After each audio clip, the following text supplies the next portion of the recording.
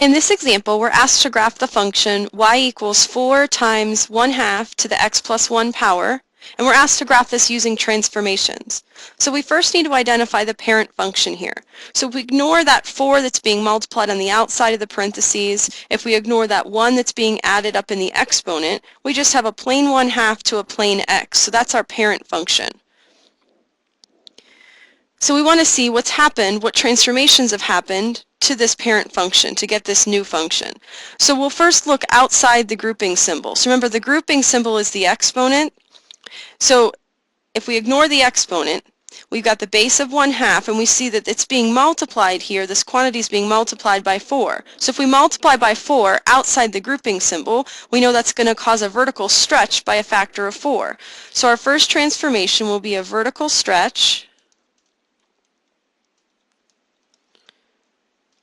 by a factor of 4. So to perform that transformation to our key points of our parent function, we're going to multiply the y values by 4. So multiply y values by 4. So that's all that's going on outside the grouping symbol, outside of the exponent. Now if we look in the exponent, remember the exponent is what we'll look at as the grouping symbol when we're talking about transformations of exponential functions. So up in that in that exponent, we're adding 1 to the x's. So we know if we add 1 to the x's, that's actually going to shift the graph horizontally, left 1 unit. So we have a horizontal shift, left 1 unit. So to perform that, we're going to subtract 1 from all of our x values.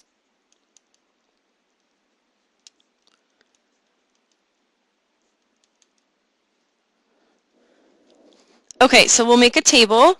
So here's our parent function, just plain 1/2 to the x. And then we want our new function, 4 times 1/2 to the x plus 1 power. Okay, so our key points, we can plug in -1, 0, and 1. So if we put a -1 in, 1/2 to the -1 power is the reciprocal of 1/2, which is 2. And then we put in a 0, 1/2 to the 0 is 1. And we plug in a 1. 1/2 to the first power is 1/2. And we know that that parent function has a horizontal asymptote at y equals 0. So now we're going to perform these transformations. So we need to multiply our y values by 4 and subtract 1 from our x values. So I'm going to do the x values first. I like to do them all at once so I don't forget. So I'm going to subtract 1 from all these x values. So -1 minus 1 will give us -2. 0 minus 1 will give us -1, and 1 minus 1 will give us 0. Now we'll take care of the vertical stretch, so we're going to multiply our y values by 4. So take all of these and multiply by 4. So 2 times 4 will give us 8 for the first point. 1 times 4 will give us 4 for the second. And 1/2 times 4 will give us 2 for our third point here. And then our horizontal asymptote, remember that's a set of y values. So the only thing that's changed vertically about this graph was the vertical stretch, multiplying the y values by 4. Well, if I multiply 0 by 4, I still have a 0. So that horizontal asymptote's not going to change. It'll stay at y equals 0. So I'll sketch the asymptote on the axes here, or on the x-axis.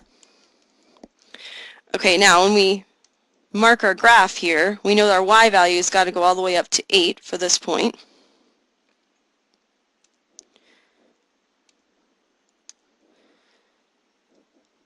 So I'll go up 1, 2, 3, 4, 5, 6, 7, 8, and mark a few units each way here. Okay, so we need the first one, -2, 8.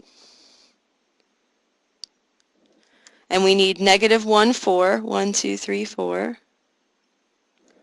And we need 0, 2.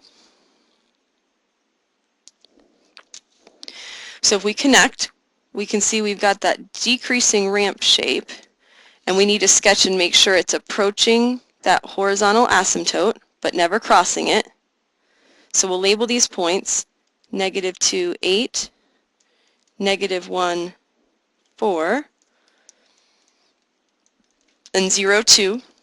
And then we've got that horizontal asymptote on there as well. So as usual on these transformations, I'll be grading this table of corresponding values, and then of course your correct labeled graph with the correct key points labeled and that horizontal asymptote.